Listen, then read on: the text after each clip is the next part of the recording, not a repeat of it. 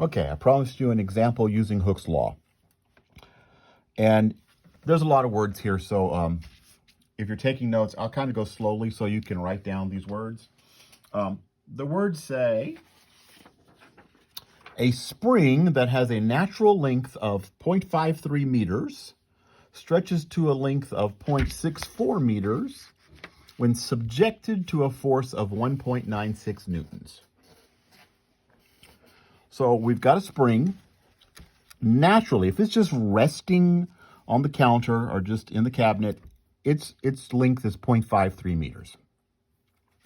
But if you subject it to a force of 1.96 newtons and pull it apart, it's going to stretch to a length of 0.64 meters. So our goals are to find the spring constant K for this spring. So what's the spring constant? Every spring obeys Hooke's law, which says that the force required to stretch it X units beyond its natural length is proportional to X. It's just some number times X. And the number K varies by spring.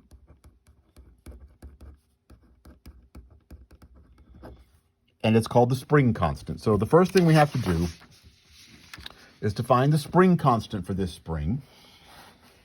And then we're going to figure out how far the spring would stretch if we apply a force of 9.8 newtons. Assuming the spring does not break, and we're going to assume that for this problem. So how far will a 9.8 Newton force stretch that spring? And the third question is a work question. How much work is done in stretching the spring from 0.6 of a meter to 0.8 of a meter? And this is where students make mistakes. So we'll talk about what to watch out for here and what to be very careful about here. Okay, so the first question is find the spring constant for this spring. The Hooke's law says that the force required to stretch 8x units beyond its natural length is some K times X. But I know this. I know that the force of 1.96 newtons is X is 0.11. Now, let's talk about where I got X as 0.11. Not Newton's law, good heavens. Hooke's law says that the force required to stretch a spring X units beyond its natural length. X is measuring units beyond its natural length. In this problem, the natural length is 0.53 meters and it stretches to 0.64 meters. That means it's stretched 0.11 meters. F is 1.96 when X is, these two go together, when X is 0.11. So the force is 1.96 equals K times 0.11. So K is 1.96 over 0.11, and that's a calculator problem. Let's approximate it the best we can. 1.96 divided by 0.11 is, oh my word, that's horrible. Did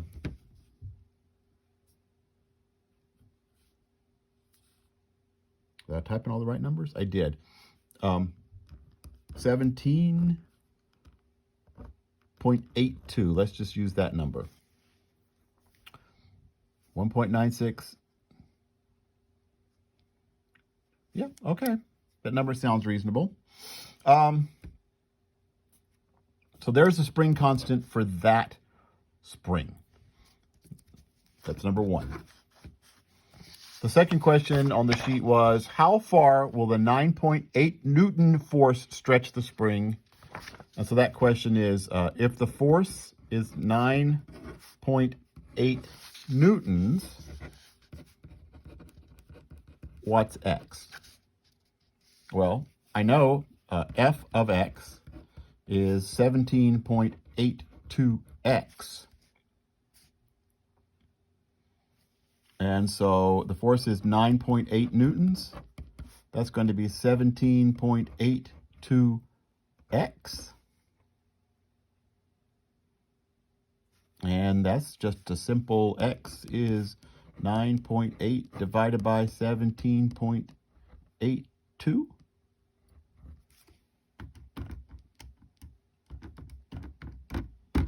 My calculator gives me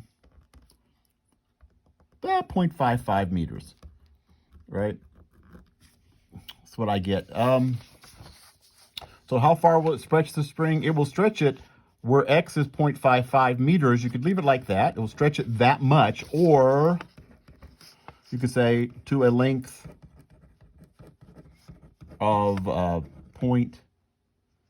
let's see, that's not 0.55 and 0.53 is 1.08 meters, right? Because that's beyond the natural length of 0.53 meters. 0.53 plus 0.55 is 1.08. Okay, so now the next thing we have to do is find the work done in stretching the spring from 0.6 meters to 0.8 meters. Work is the integral of the force function.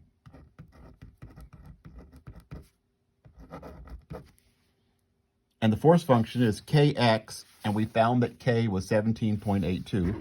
We want to stretch the spring from 0.6 meters to 0.8 meters. What is very important to notice is that this is when x is 0.07.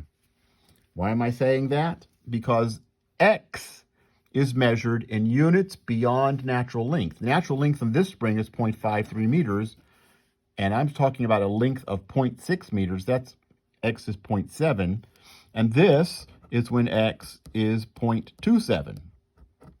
0.27 meters beyond natural length.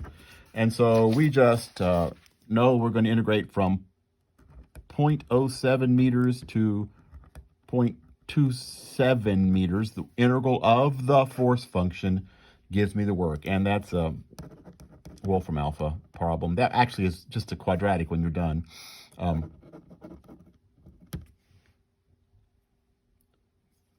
Now, that's a pretty long video, actually longer than I like, but you physics students have some formulas memorized probably about just writing down things for finding all this stuff. I want to see I'm going to want to see the integral set up, not just the formulas that you memorize for work with Hooke's law from physics, if you memorize such things. I want to see the integral set up. Thanks.